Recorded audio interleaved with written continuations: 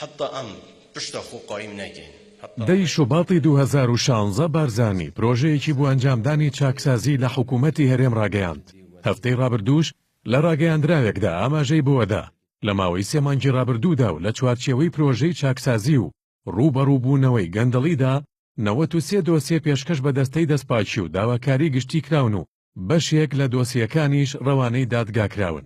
هەر لەو ماوەیەشدا میدیاکانی نزیک لە پارتی دیموکراتی کوردستان چەند جارێک هەواڵی دەستگیرکردنی ژمارەیە کەسیان بڵاو کردوتەوە. لە دوایین نمونەشیاندا میدیاکانی نزیک لە پارتی باسی دەستگیرکردنی چل بەرپرس و کەسی دەستڕۆیشتوو لە هەولێر دەکەن کە بە بڕیاری دادوەر لەسەر زیادەڕەوی لە زەوی کشت و کاڵی دەستگیرکراون. بەڵام ئەوەی بەلای بەشێک لە چاودێرانەوە جێی پرسیارە ناوی هیچ یەکێک لە دەستگیرکراوەکان ئاشکرا نەکراون. جگەلەوەش هیچ زانیاریەک لەسەر ئەو 93 دۆسیەی بارزانی ئاماژەی پێداوە بڵاو نەکراوەتەوە. ئەگەرچی هەندێک چاودێری یاسایی ئاشکرانەکردنی ناو و پۆستی ئەو کەسانە دەگەڕنەوە بۆ هۆکاری داخراوی دۆسیەکان و هۆکاری ئەمانەتی یاسایی، بەڵام هەندێک لە چاودێرانیش ناڕوونی دۆسیەکان بە ناشەفافی پرسەکە وەسف دەکەن. ئەمەش لە کاتێکدایە بارزانی خۆی لە ڕاگەیاندراوەکەی هەفتەی ڕابردوویدا باسی لەوە کردووە کە پێویستە ڕێکخراوەکانی کۆمەڵگای مەدەنی و میدیاکان چاودێری هەنگاوەکانی چاکسازی بکەن.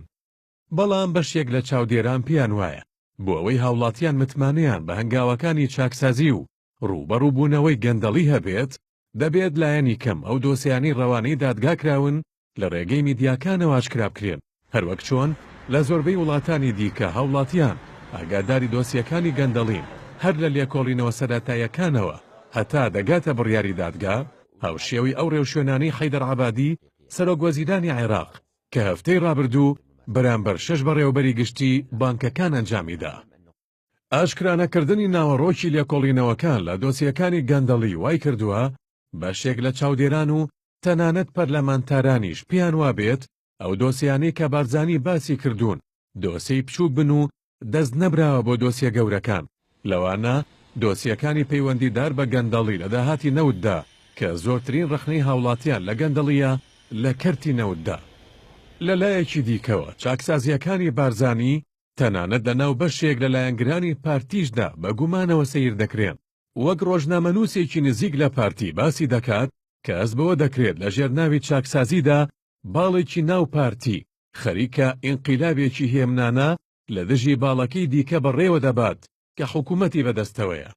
هەرچەندە بارزانی لە کاتی ڕاگەیاندنی پرۆژە چاکسازیەکانیەوە تا ئێستا چەند جارێک جەختی کردوتەوە لەوەی جددیە لە جێبەجێکردنی و دەبێت خەڵکی هەرێمی کوردستان لە ماوەیەکی نزیکدا ئەنجامەکانی ببینن، بەڵام هەر بەهۆی ئاشکرا نەبوونی ناوەڕۆکی لێکۆڵینەوەکان لە دۆسیەکانی گەندەڵیدا بەشێک لە هاوڵاتیان پێیان وایە کە بڕیارەکەی ئەم جارەشی بە دەردی بڕیاری چاکسازیەکانی نەورۆزی 2011 دەچێت کە ئەو کاتەش بەڵێنی دابوو لە ماوەی چەند مانگێکدا خەڵکی کوردستان دەرەنجامەکانی ببینن.